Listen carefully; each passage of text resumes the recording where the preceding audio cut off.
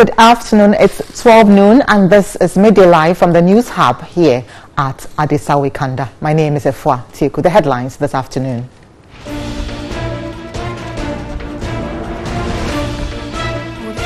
LPG bulk storage and distribution companies in crunch meeting over government's plan to implement the cylinder recirculation policy. 200 pharmacists nationwide resign within 2 years over low salary and others. And on the foreign front, Mount Kilauea volcano erupts near a residential area on Hawaii's largest island.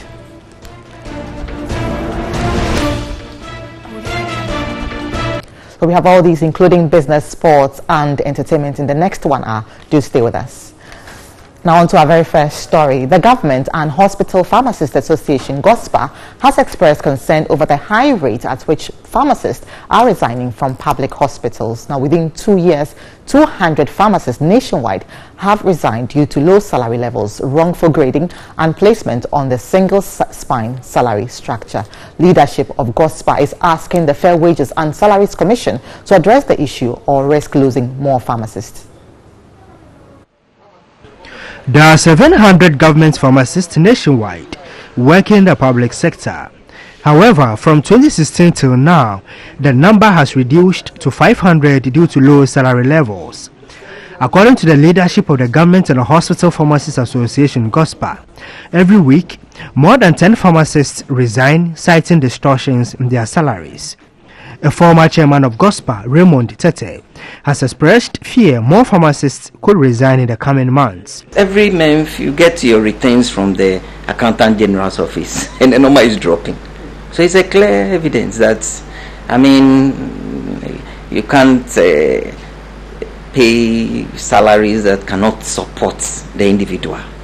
You know, when it's posted to a district or posted to somewhere where he feels that he cannot survive, so he leaves. The Government and Hospital Pharmacists Association has cited wrongful placement and grading and the single spine pay policy for the resignation. According to GOSPA, these issues have spanned for 8 years without any resolution by the Fair Wages and Salaries Commission. GOSPA explained the then Cabinet Subcommittee directed the Sector Minister of Finance Tepe to pay the pharmacists, but the ministry failed to comply. As far as we are concerned, the previous cabinet issued a directive to the Ministry of Finance to effect payment, but strangely enough, checks were written to implement this. Strangely, Fair Wages are stepping in and said no way. If they give 500 pharmacists this, 30,000 nurses are going to go on strike. The Government and Hospital Pharmacists Association is disturbed. Dispensing of drugs could be affected in the districts due to the attrition rate. The Western Regional Delegate of GOSPA, Samuel Owusu, said the situation could have dire consequences on health care. For the pharmacists, our colleagues in the university hospitals, our colleagues in the other quasi government hospitals, like VRA, Gapuha, Bank of Ghana, all the rest, they end differently. They are earning the right level that a pharmacy should be. But for us, under the Ghana Health Service and the teaching hospitals, it is woefully poor. Reacting to their concerns, Chief Executive of Fair Wages and Salaries Commission, Dr. Edward Kwapon, assured of new job re-evaluation for the pharmacists. So if people are resigning, then it means that they are not happy with the pay policy that we are implementing. And so it tells us we have to sit up and do something about it. So yes, we are ready to do that. But the ball is now in their court to come back to us with the real-worked job descriptions. He also expressed concern about attrition rates and pledged quick resolution to the issues. Meanwhile, leadership of GOSPA has cautioned its members nationwide against any industrial unrest. So let's move away from health and let's look at the special prosecutor as Martin Amidu is set to tackle his first major case. In March this year, Executive Secretary of the Chamber of Petroleum Consumers, COPEC, Duncan Amwa, petitioned the special prosecutor to investigate issues surrounding the sale of some 1.8 million barrels of crude oil by Bulk Oil Storage and Transportation Company, BOST, to an alleged unlicensed oil marketing company, BB Energy. According to the response signed by the Special Prosecutor, Martin Amidu acknowledged the receipt of the petition, adding it has been sent to the appropriate division for action.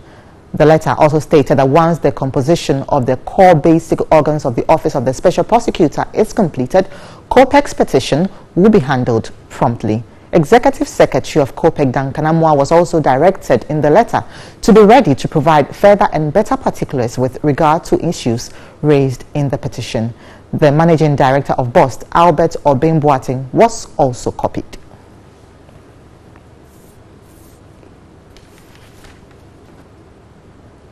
So let's look a bit more into this issue as we are joined on the line by Duncan Amoah, who is the Executive Secretary of the Chamber of Petroleum Consumers. Hello, Mr. Amoah. Thank you for speaking to us this afternoon. Now, you have met with the Special Prosecutor. Tell us a bit more about your interaction with him. Indeed, we have submitted a petition requesting for an investigation into some transactions that we term shady that has occurred at BOST. He just responded that he's setting up, and in due time he will get into the matter, and that we should get any further and better particulars that we have for this matter ready, so that the investigations can proceed in earnest. Let me put on record that this will probably pass for one of the easiest cases that the Special Prosecutor will probably ever handle. The issues are as follows. We said they have sold crude. BOST has in no way denied that they sold the crude. We said sold it for Donkomi. They have not denied. They said they sold it for -2. We said they sold to an illegal entity. They are unable to respond to that. So we are quite certain that all the information available, all that we also have gathered over the period, will go a long way to aid the Special Prosecutor in order to be able to get to the bottom of this matter. And we are quite certain that it will be a very easy case altogether as far as establishing legality or otherwise by someone as prominent as Mr. Martin Amidu. Now, Mr. Amoah, the Special Prosecutor also asked you that you should be ready to provide better and further particulars. Is this something you're ready to do? Indeed, we have been ready since day one. And I think a lot of the media houses have mistaken better and further particulars to mean evidence. Better and further particulars could be intelligence, it could be a lead, it could be documentation, it could be anything that will help him unravel the issues that we have brought before him. And I can put on record that the issues are not far-fetched at all. It will go down as one of the easiest cases I'm sure Mr. Amidu himself will handle. We said they have sold. They said yes, they have sold. We said they did a Donkomi transaction without recourse to the Public Asset Disposal Act, which they cannot deny, because if you have published you are selling, I'm sure you would have received a lot of offers or bids that would inform you to pick the best one. This was a case of a sole negotiation, and we think that whatever motivated management to take that decision, they would have to answer to it. We again believe that it was sold to a company without a legal basis whatsoever, and that has also not been disproved yet. So we are quite certain that the evidence at our disposal, the information at our disposal, the documents at our disposal would help the Special Prosecutor greatly in prosecuting this matter eventually. Well, many thanks to you, but do hold on for me, and let's also look at a different story, this time on the LPG recirculation project. Just a little bit, and government says the implementation of its planned cylinder recirculation module, expected to begin this year, will create an estimated 4,000 new jobs along different levels of the supply chain. An official statement from the Corporate Affairs Division of the National Petroleum Authority, NPA, said direct job losses are estimated to be about 400 in relation to the estimated number of refilling plants that will be converted to auto gas outlets. Direct job creation is, however, estimated to be over 4,500 in relation to new jobs. It further noted this does not affect current job of LPG bulk transporters LPG bulk distribution companies and LPG bulk storage companies, or the retail outlets that will transition into distribution centers. However, in a fresh concern raised, the LPG bulk storage and distribution companies insist the move by government will put them out of business. They fear their members will lose their jobs.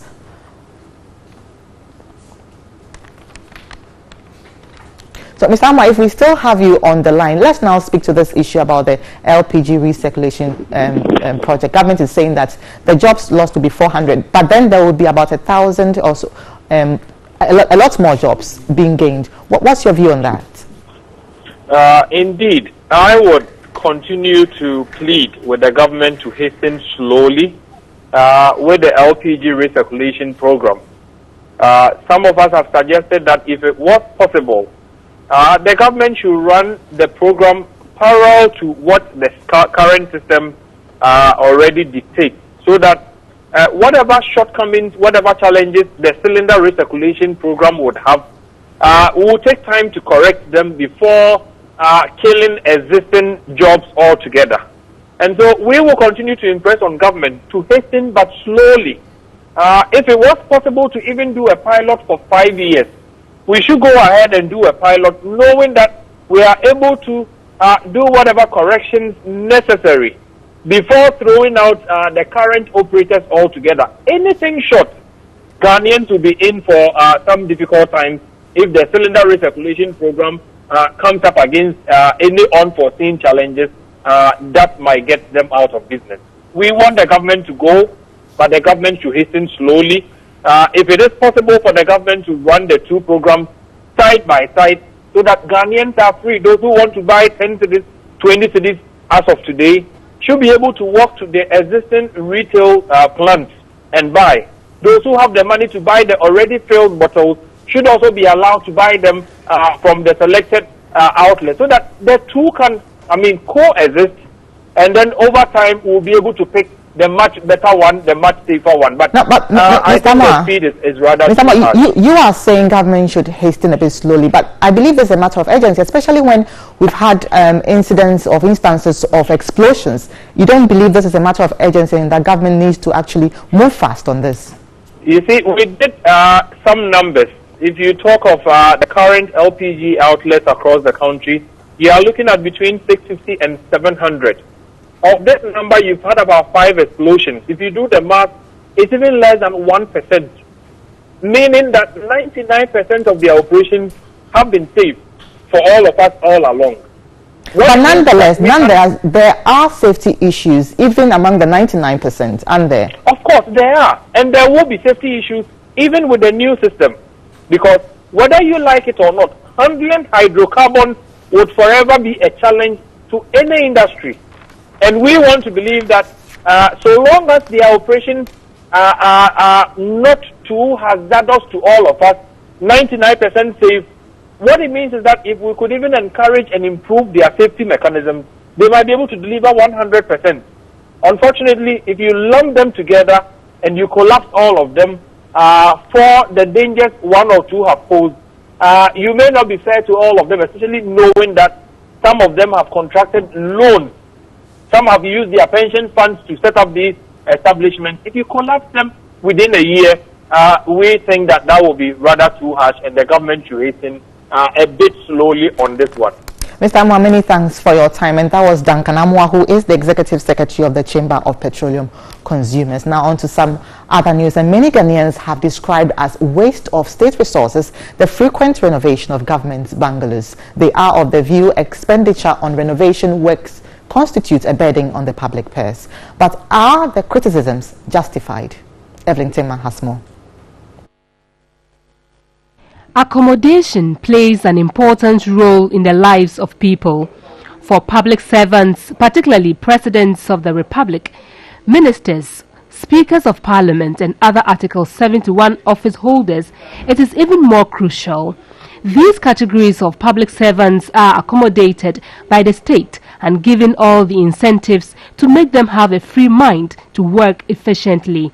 But a cross-section of the public have argued that the privilege is being abused by some, citing former Speaker Ebenezer Sechi Hughes, who was alleged to have taken away almost every item in his official residence, including curtains, cooking utensils and napkins bought by the state.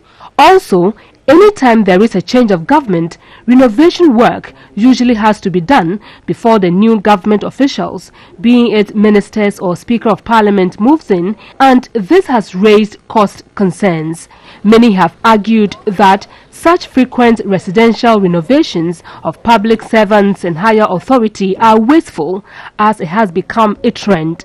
But political scientist Dr. Bosman Asari disagrees. We should expect that something must be done to the taste of the new person. Although it's taking a toll on our resources as a country, I still think it's something which is very, very important. One of such renovations that has gained public attention is the Speaker of Parliament's official residence. Renovation work has been ongoing for over a year, and we ask why.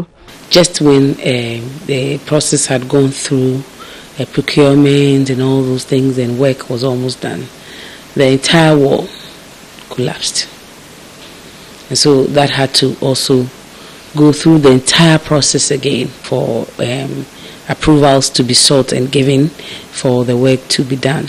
Again, when that was done, parts of the roof also got into trouble. All these little problems have led to the delay. Kate Addo, who is the acting director of public affairs at Ghana's parliament, added the speaker is likely to move into his official residence either by end of May or early June this year. Bathrooms and stuff like that will have to be taken a look at. Soft finishing have been moved into the residence. In the meantime, as the speaker continues to live in his private residence, he is given what Parliament describes as a stipend. Recommendations in the Idu Presidential Committee on emoluments of Article 71 holders. The speaker is not entitled to that advance. He is not giving that advance. The plan is that the speaker should be able to move into residence when he's sworn into office. If in the eventuality that he doesn't, as was the case of this speaker, he's given a stipend towards his accommodation, and that's what happened in the case of the speaker. Even the president's official residence inside the Jubilee House had to be renovated by the current government at yet to be disclosed amount. On the other hand, the vice president's official residence has also for the past 3 years been going through construction after work on the site halted. Political scientists Dr. Bosman Asari and Professor Edward Jampo say even though these renovations and constructions are necessary, it should be done bearing in mind the country's resources. We must agree on the basic things that would have to be fitted into such renovated apartments and all that, so that in doing so we are mindful of our own limited resources as a developing nation. And then also the practice where you have somebody vacating his residence, practically stealing fixtures and fittings and even cooking utensils. I think it's so barbaric and it's so unacceptable.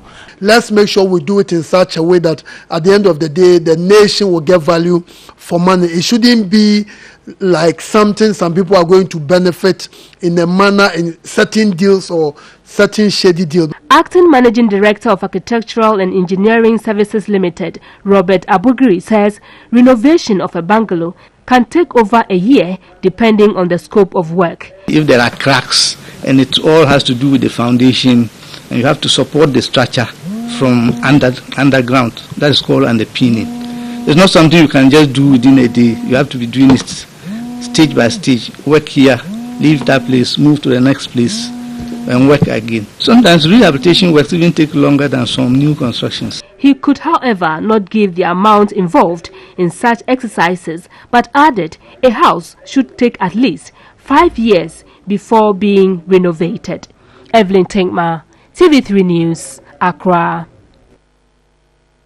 And of course, that was a report by our reporter, Evelyn Tingma. And now to our citizen journalist, Thomas Kudivo, who reports on how watermelon sellers use unhygienic water to wash the fruits at the Anya market in Accra.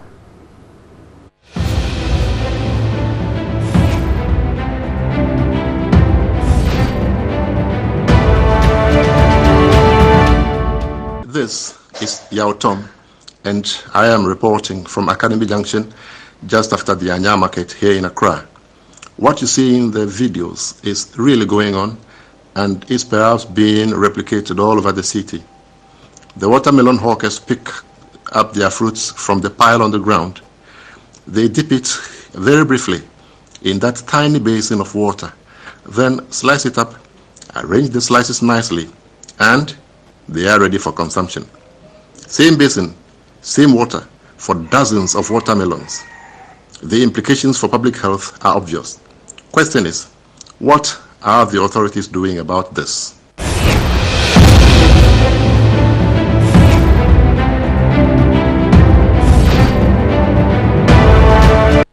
And many thanks to you there. You can also send your video via WhatsApp 055 143 30044. That's 055 143 30044.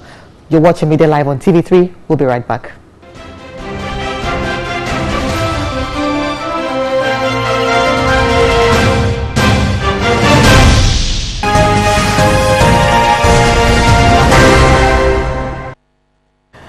Welcome back. And in business this afternoon, the Bank of Ghana BOG has appointed an advisor to directly supervise operations of sovereign banks. Now, sources say the action took place around the time that the regulator appointed an administrator to take over the management of Unibank earlier this year. The regulator took the action because it was not happy with the state of affairs at the bank. Sovereign Bank Limited is a full-service bank with a principal aim of making a difference in the banking and financial services landscape by being unique in its service delivery and product offering. Incorporated on 9th October 2015 in Accra, Ghana, Sovereign Bank Limited was granted a universal banking license by the Bank of Ghana under the new Banking Act 2004, Act 673 on 21st January 2016. Now, according to sources, the decision to appoint an advisor was after several back and forth between the bank and BOG, with hearings on many occasions. Letters and queries following supervision and efforts to get the bank to change its modus operandi failed.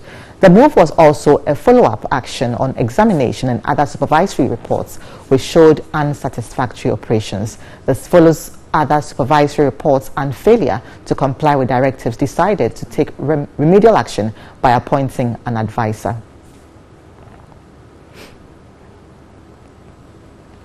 Now on to some more news, and some customers of ASN Financial Service say they are losing confidence in the central bank over its seeming loss of control over the financial system. The customers who have been investing with the company for some time now are angry over the delays by management of the Savings and Loans Company to pay their hard-earned or not to pay their hard-earned investments. Grace Hammond Asari has the following report.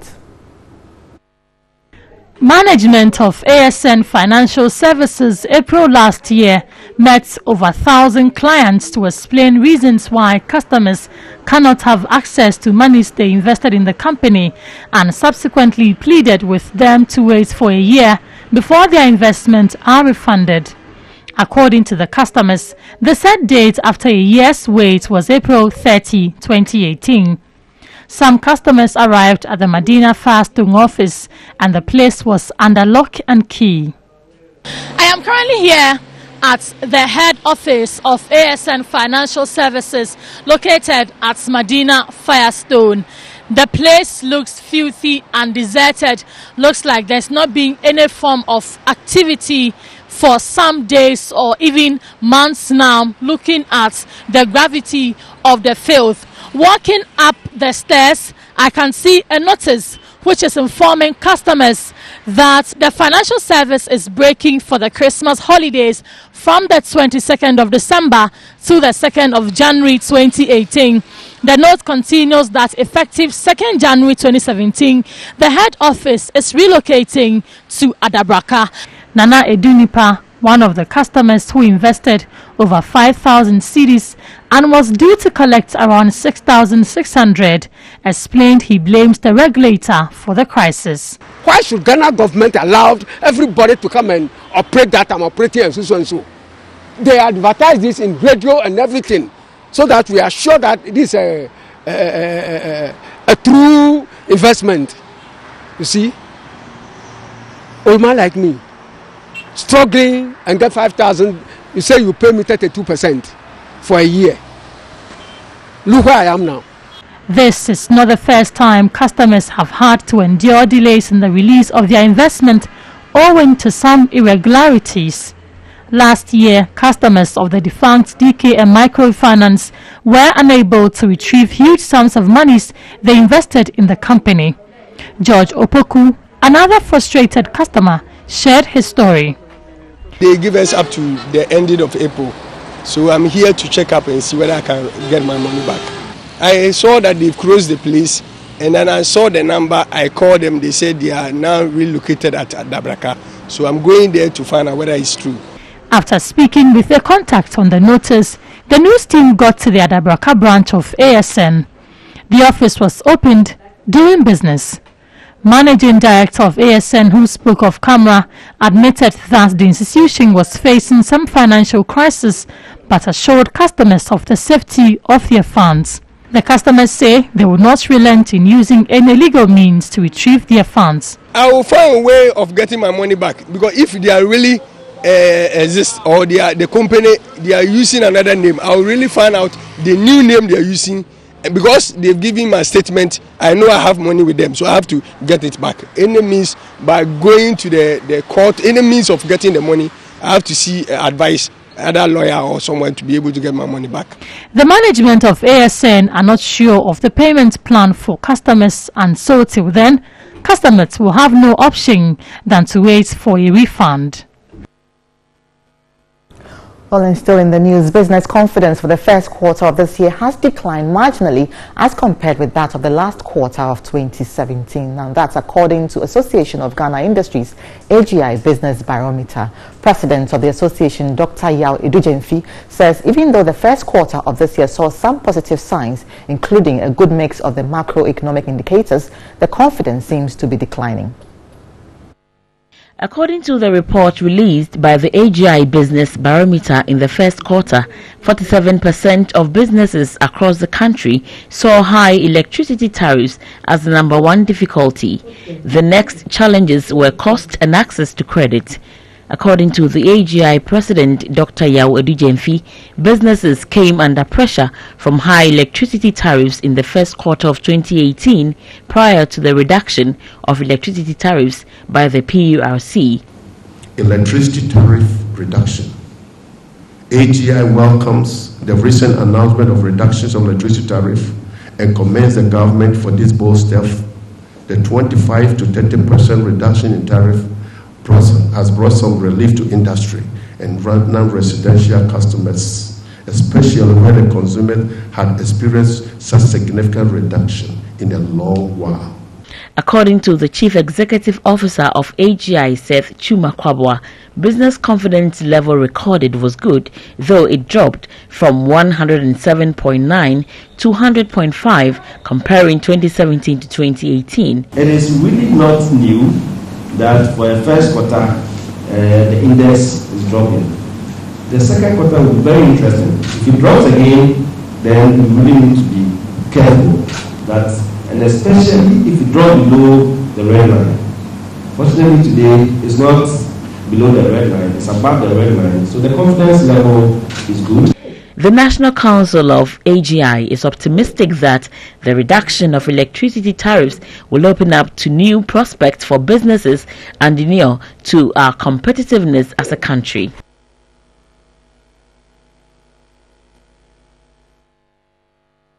And that is it for business. And on to some other news. Renowned investigative journalist Anas Aremeyaw has advised investigative journalists to collaborate effectively with other colleagues and agencies with the capacity to deal with other aspects of investigative work, including prosecution. Now, Anas also wants journalists to take personal steps to protect themselves. He was speaking as a panelist at the World Press Freedom Day. Those who go with those badges of exclusivity, I am not party to that. I think that if you're looking for a societal good and a general good, when it comes to a particular stage, you have to share that information with another body that has that capacity to deal with the issue. People may misinterpret it in any way. oh, you are in bed with that institution, you are in bed with government, you are in bed with this and that. But all my life, I've done collaborations with institutions, and I've seen that they are more effective. It doesn't mean that those institutions will not be criticized.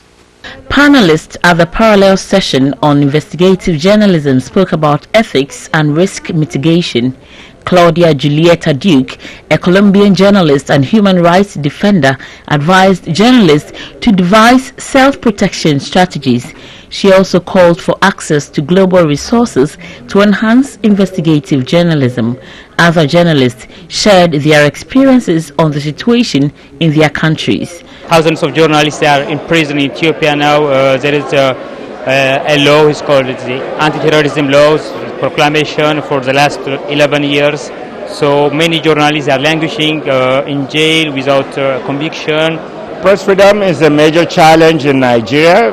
Between last year and this year, we are reporting 37 violations, and this takes the whole stratum of physical attacks, imprisonment, and one death. So pretty much things are really not as nice and as rosy as here in Ghana, but but it's a work in progress. In Uganda, investigative journalists are the most targeted by the regime or the state because they dig deep into maladministration, governance issues, corruption, and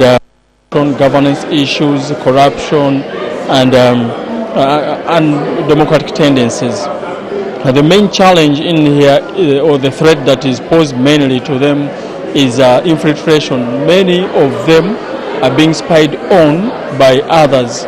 It is the hope of all stakeholders that suggestions raised here would go a long way in upholding press freedom across the world. Meanwhile, Anas Arimeyawanas wants the public to watch out for his latest expose. What is going to come is actually very explosive.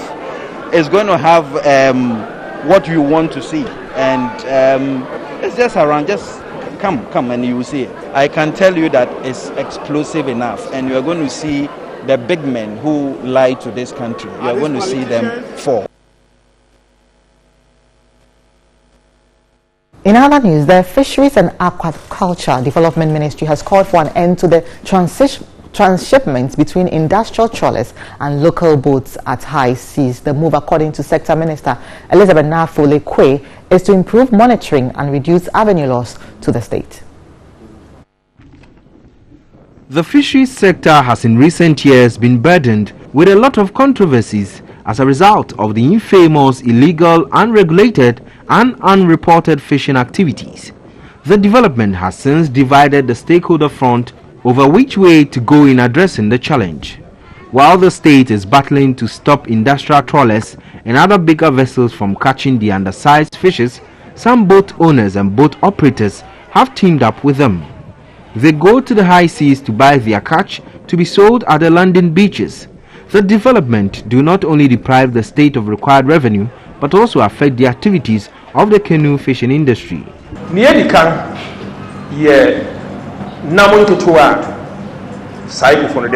The whole issue of cycle and undersized fish catch are our own making. You will be amazed if you witness the way fishing is done in developed countries compared to what we do here. We need to first and foremost resolve to deal with all the illegalities in the sector. Transshipment without supervision, that is an offense. And if the transshipment can be supervised, then that offense part will be taken out and so it will be regulated. And the arrangement was that the ministry will appoint somebody who will be there or best supervise your own sale. 3 cartons of fish are being moved from this vessel into this canoe. Then you will sign. Responding to the numerous calls from the various fishing associations, the sector minister, Elizabeth Nafole-Kwe, has directed the industrial trawlers and other bigger vessels to, as a matter of urgency, halt all forms of transshipment at sea. We want everyone to work in comfort to attract the desired income. Once everyone respects the laws and regulations, there will be peace and growth. We must work together to protect and preserve the fishing industry for posterity. She earlier met with the Western Regional Minister, Dr. Kwekwe Friye, to explain the decision. Elizabeth Nafolikwe urged the industry players to ensure strict compliance in order to avoid arrest and prosecution. 5 communities in the Afadjato South District of the Volta region have been rewarded for their fight against open defecation and insanitary conditions. Robert Abilba reports the Afadjato South District has placed 21st out of 216 districts in the Open Defecation Free League table. As part of efforts to reduce water, sanitation and hygiene-related illnesses in less endowed communities, Plan Ghana has instituted an environmentally friendly community-based competition in the Afadjato South District. Afadjato South District is one of the low-performing districts in the National Open Defecation Free League table, having placed 201 out of 216 districts. The 3-year Integrated Water Sanitation and Hygiene Project expects participating communities to adopt sustainable hygienic practices. The communities were to ensure the provision of toilets in homes and general cleanliness, with the objective to increasing access to improved sanitation and hygiene. At the end of the season, participating communities were assessed based on the number of households with toilets and general level of compliance. 5 best performing communities, Soba Date, Abonyera, Ajikope, and Have Aviyoye, were adjudged best performing communities. They were presented with certificates and citation each for ensuring that every household had a toilet.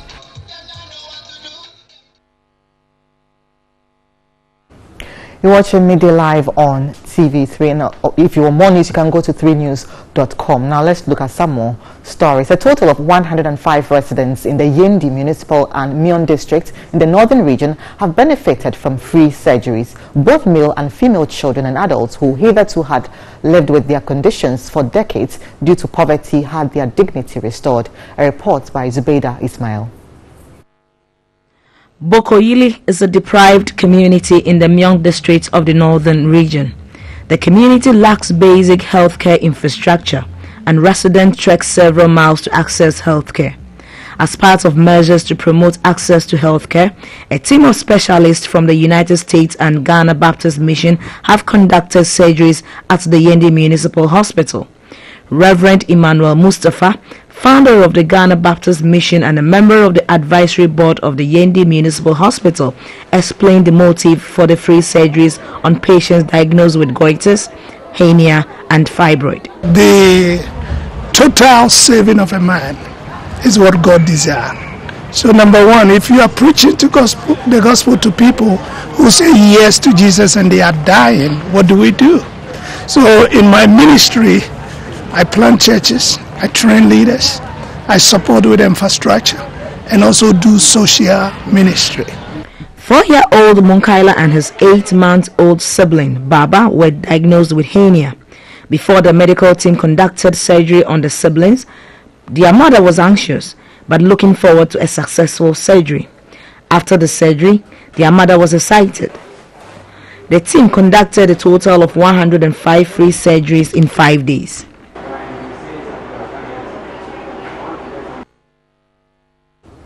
This is Midday Live on TV3. We'll be right back after this break.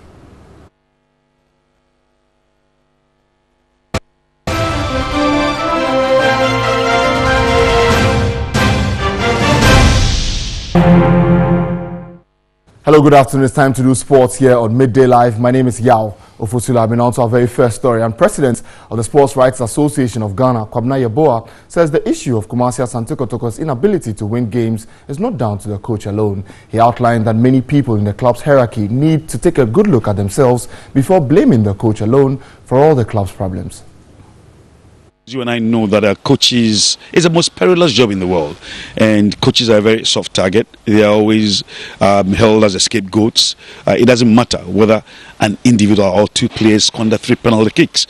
The coach is always held responsible for that. I was privileged to watch Kotoko's game against Dreams FC at Dewu, and immediately after the match, quite a number of the fans tried to even physically assault him. I was in Kumasi when Kotoko lost to Atsofok, and Pakwisi was not spared at all. And then he went all out and lost 3-1 to Karela. So I know that it's a very, very difficult situation he finds himself. And if the results do not improve rapidly, I do not see Parkwesi surviving. But that is only the smaller aspect of the picture. The bigger picture is that I do not think that Kotoko have the right materials to demand victory after victory, week after week. I do not think so. Most of the players are very, very average. And I dare say that there are quite a number of teams I've watched out there who are far better than Asante Kotoko. So the question, I think, is a very simplistic issue when the whole issue is reduced to just the coach. Well, away from Kumasi, let's move back to Accra, straight to arch rivals Accra Hearts of Oak, where the club is still undecided about whether they will keep the Cape Coast Stadium as home venue for the second half of the Ghana Premier League season. The Phobians have struggled to create any sort of meaningful atmosphere away from home, and their chief executive, Mark Noonan, says there are lots of factors to consider before a decision is made. We haven't made any decisions, and it's for all concerned, it's not an ideal situation when your stadium gets shut right before your season's about to start with, from what I'm told, very little notice, which is a challenge. And you want to balance. The first and most important thing is what gives our club the opportunity to win. So the competitive side, as well as what protects the players too. If they're playing on a pitch that potentially could create a career-ending injury, I don't want them to be in that type of situation. Now, the president of the Sports Writers Association of Ghana and ace sports journalist Kwabena Yeboah says preparation for the biggest nights, as the Sports Writers Association of Ghana Awards, are in place for deserved winners to be crowned for their outstanding performances within the year. The 43rd SWAG Awards nights will be held at the Accra International Conference Center later tonight. Ghana's top sporting personalities for the year 2017-2018 will be honored at the 43rd SWAG Awards Night for their contribution to the country through sports. This year's awards ceremony will honor the heroes and heroines from 49 nominees, including individuals and institutions in 21 categories drawn from 18 sporting disciplines. Speaking to TV3 Sports, the president of the Sports Writers Association of Ghana, Kwabena Yeboah, said preparation towards the awards is in place to ensure a smooth and coloured event. Preparation is on course, everything is fine, and we're looking forward to a great night. The focus is on sportsmen and women who continually hoist the flag of Ghana. So it's a very simple ceremony, but because we're inviting quite a number of guests, we've decided to provide entertainment. And one of my favorite artists, Kwabena, will be entertaining the guests. We should also have some cultural display. But as I keep saying, basically, it's a very simple ceremony to honor distinguished sportsmen and women. The event also coincides with activities of the 50th anniversary celebration of the Sports Writers Association of Ghana. Also, is despair for Arsene Wenger as he ends his 22-year career at Arsenal without a trophy. Now, former Manchester United and England defender Rio Ferdinand said on Thursday he was disappointed after being refused a professional license by the British boxing authorities. Now, Ferdinand, coached by former WBC super middleweight champion Richie Woodhull, was being backed by betting company Betfair as part of the Defender to Contender Challenge. The 39-year-old, who retired from football in 2015, launched his new career in September, having been training 4 to 5 times a week since announcing the aim of achieving a professional boxing license and stepping into the ring. It is with a heavy heart that I am hanging up my gloves, Ferdinand posted on Facebook.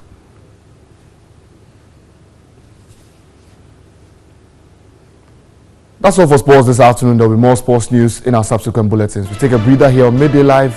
We'll be back shortly.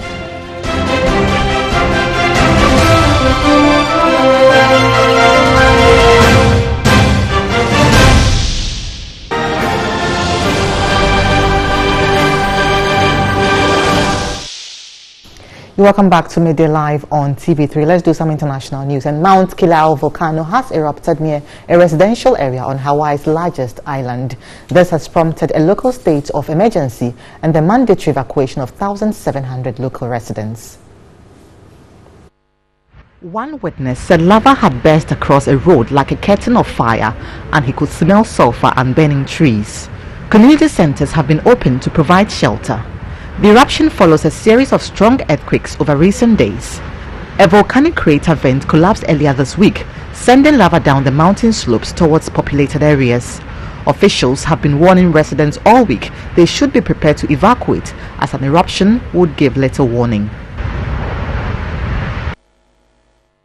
Let's now take a look at a lot more on the international front. Pharmaceutical companies have been raided in Nigeria after a BBC investigation into the role of cough syrup containing codeine in an addiction epidemic. The firms are in Lagos, Ilorin and Kano. Nigeria this week announced a ban on the production and import of the syrup. The BBC investigation showed the syrup being sold on the black market for young Nigerians to get high.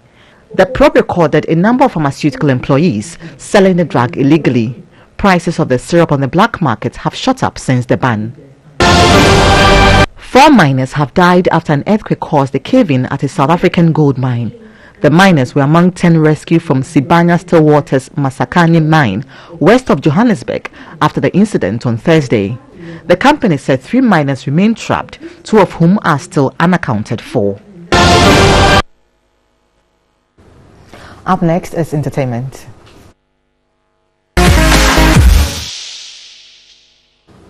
Now, angered by prophecies that his son would die by December 2018, Shatta Wale's mom threatened to deal with the fake prophets who spelled doom for her son. To the Anglo woman, seeking spiritual help from the Volta region is the only way to silence the doomsayers. What has Madam Elsie Evelyn Agbavito Amekeva been up to? You people are not getting what I was really talking about. I went to the Volta region to pray because I took this message from the Bible that the Israelites and the Baals people were fighting, and during their fight they consulted their maker and he told them, go to where you were born and pray and see what your God will do for you. So they went to their land and then they prayed and then they defeated the people of Baal. So I went to the Volta region. That was where I was born. So I went to my roots to consult my elders there, tell them this is your grandson Shatta Wale and this is what is happening to him, that they should pray with me and then they should make my son survive for me, and that was what they did for me. I think a lot of bad eyes are following Shatta Wale. Everybody on this earth has an enemy, so by all means my son has an enemy. And so if a man of God or whatever he calls himself come and say that this is what will happen to him, I have to counter it. And that was what I went to the Volta region. I did for my son. Okay, so you didn't go to do juju? I didn't go to do juju. At all. And Shatta Wale crowd will not allow me to go and do juju. I've been praying all the time for Shatta Wale so that he may not fall into any trap. People believe Shatta Wale has stepped on a lot of toes, and so they're just waiting for doomsday to come for him. You think a lot of trap has been set for your son? You see, when I started talking, I told you my boy is not a controversial boy. He faces what is just. Whether you are tall, short, or whatever, he will tell you, this is not good, don't do it. That is how Shatta Wale is. He's not a controversial guy, no. For that one, I won't buy it. But I want to tell all the Ghanaians that the way they see Shatta Wale, I am not seeing him like that. Because we are all in this country. If nothing happens to any of us, I am telling you very soon, I am the mother of Shatta Wale. I am telling the whole Ghana, very soon, the universities will be studying the song of Shatta Wale. I bet, and I know my God is going to do it for him. Okay, so that's what you're praying for now? That is what I am praying for. They will study the music of Shatta Wale in the universities. Okay, so quickly before we go, what is the most heartbreaking comment you've heard about your son? It's when he had that trouble with how do they call them? Charterhouse. I didn't expect that thing so quickly like that, but it just happened like that. It broke my heart, but I prayed over it. I love that. Shout out to man Gringo. Yes, gringo, ringo. Wow, hey, mandingo. Oh yeah, make me tell him. Me never see no bad man where we a carver. Just sugar daddy fee, I make him up. And that's it for Midday Live on TV3. Thank you so much for staying with us. My name is Efwa Tieku. For more news, go to 3news.com. Enjoy the rest of our programs.